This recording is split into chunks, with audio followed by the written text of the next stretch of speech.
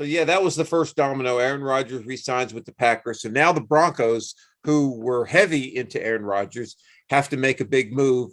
And Joseph, I'll let you unveil that move and what your thought of it was. Yeah, so Broncos traded for Russell Wilson, and I don't know. I don't have it in front of me off the top of my head what they gave up. Was it 3 first-round picks? 3 first-round picks, yeah. Okay. You know, yeah, I'm generally like okay with the idea of giving up 3 first-round picks for a franchise quarterback, which I guess technically Russell Wilson is a franchise quarterback, but you know, I think there's a case to be made that he's played his best football of his career in Seattle. Like he's obviously better than Teddy Bridgewater and Drew Lock or whoever they were playing at quarterback, but I don't know that he's going to be. I don't think he's going to win a Super Bowl there. You know what I mean? So right. They upgraded the quarterback position, but at what cost? You know, so they I don't love it. I like the trade. I don't love it. And that division is going to be really interesting. I already touched on Devontae Adams going to Las Vegas. Russell Wilson now in Denver. Denver they weren't a pushover last season. They held their own. Yes. The Chargers now getting Khalil Mack with Justin Herbert having another year under his belt, and then the Chiefs. So that's quite the division, really. Yeah, I want to amend what I said here. This was the deal for Russell Wilson. The Broncos sent the Seahawks 2 first-rounders, 2 second-rounders, and a 5th-rounder across the next 2 drafts.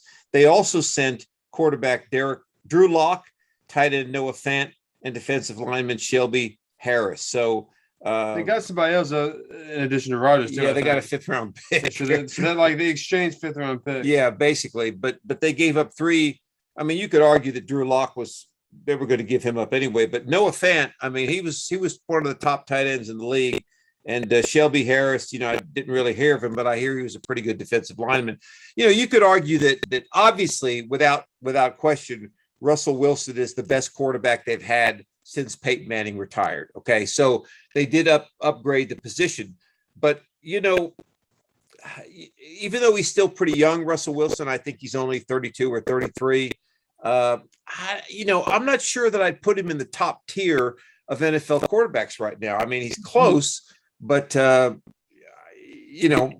maybe for the Broncos, it was a good move. We'll see, I think they gave up way too much to get him. Yeah, I agree. You don't give up 2 first-round picks and 2 seconds. He's not he's in, I guess you could say, the top 2 of quarterbacks, but I just feel like he's not that good to give up like all of your future team for him. Right. Yeah, I mean, that's quite a haul to give up, but the Broncos, they're in win now mode. I mean, they want to. And we've talked about this many times that you've got to have a quarterback. I mean, we can go through a litany of teams in the NFL. The Giants obviously being one of them. But a lot of teams that they need a quarterback badly, and if you don't have a guy that can put the team on his back, and we'll talk about the Browns here in just a second. That was the Baker Mayfield problem. I mean, Baker Mayfield was a serviceable quarterback, but every time the Browns had 80 yards to drive down 1 score, he really couldn't get the job done. So you got to have a guy that can do that. And I guess the Broncos felt like they needed one, which they did. I mean, I think I saw they've gone through 7 or 8, maybe 9 quarterbacks since Peyton Manning retired after the 2015 season. They just couldn't get the job done. So now they feel like they have a guy that can get it done. And hopefully for them, it puts them in contention for the playoffs. And they saw what the Rams did with, correct, basically selling out for a Super Bowl run, and it worked and it paid off. Correct. And Wilson and Stafford are probably comparable. Correct. Yeah. Neither one's like a Brady or Manning, but they're top tier quarterbacks in the league. So yeah, I mean, I guess you can't argue with that, with their approach for if you're talking about winning now, this is the window. I guess you can't argue with that. I just hope they're also trying to figure out who their franchise kind of quarterback is going to be going forward. I hope they're not just like, oh, we got Russell Wilson, we're set, and they just forget about quarterback for the next 3 years or whatever. I wouldn't even say that. like I don't blame them for the move. I like that better than drafting a rookie who you pin the hopes of the franchise on that maybe won't pan out. They went out and got a proven quarterback, but I just don't think it's going to be as good as it sounds on the surface. Like, oh, the Broncos have Russell Wilson now, great. Yeah. I just think the best football is behind him, personally. Right.